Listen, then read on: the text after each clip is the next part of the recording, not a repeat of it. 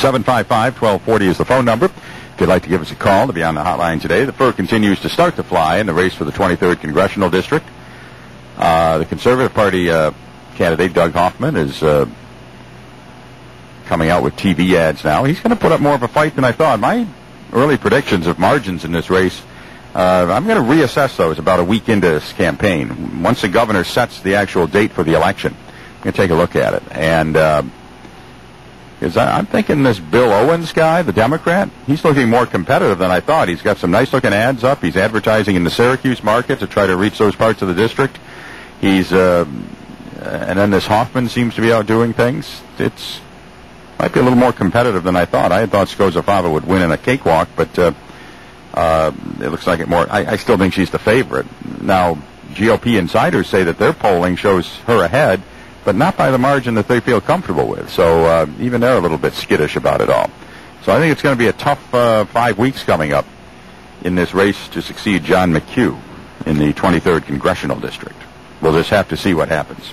And again, just another little prediction on my part, I don't think there will be any televised debates. You will have to make your judgment based solely, I predict, on the commercials that are on the air. Maybe on whatever the newspaper tells you to vote for and everything like that.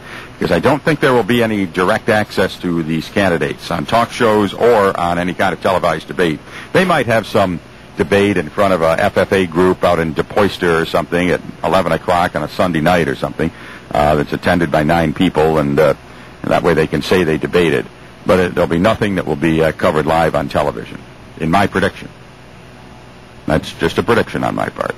You know, you'd think he'd want to say it here, but this Doug Hoffman, and I actually help support him because he's one of the owners of the accounting firm that does my taxes. So,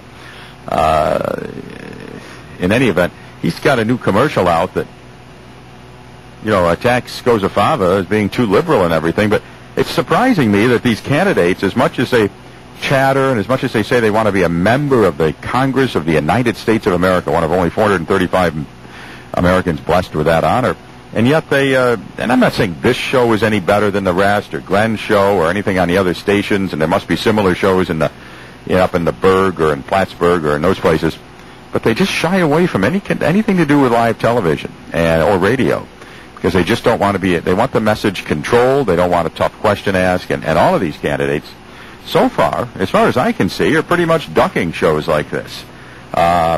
And I can see the major party candidates doing this. If I were a minor party candidate, I'd be wanting to get on a show like this just to throw a few firebombs or something. But we're always courteous and respectful to people and all of that. But if you don't want to come on here, fine. Go on Curry's show.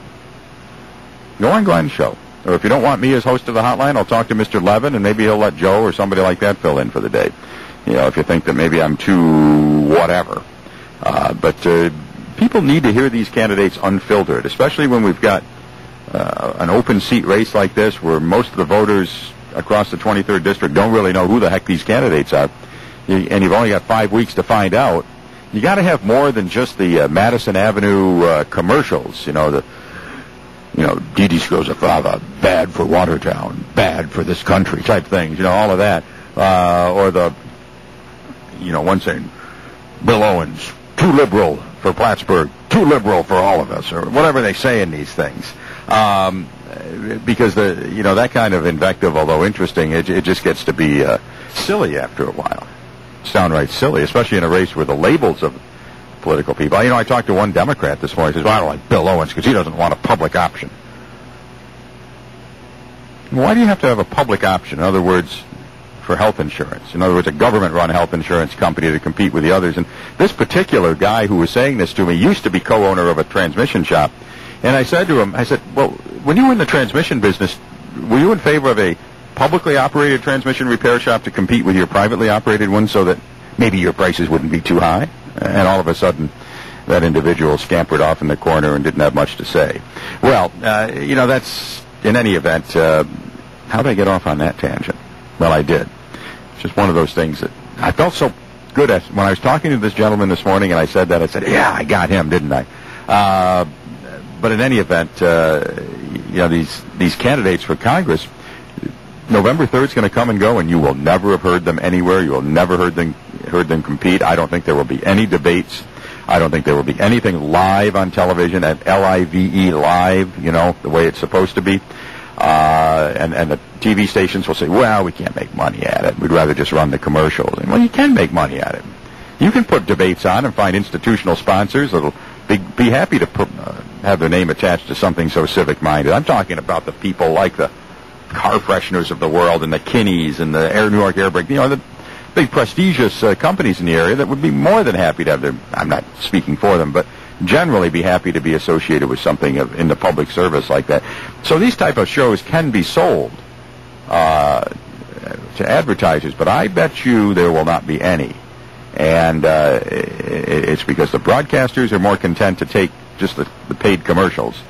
They just want the agencies to call and say, we'll take these time slots, and that's it.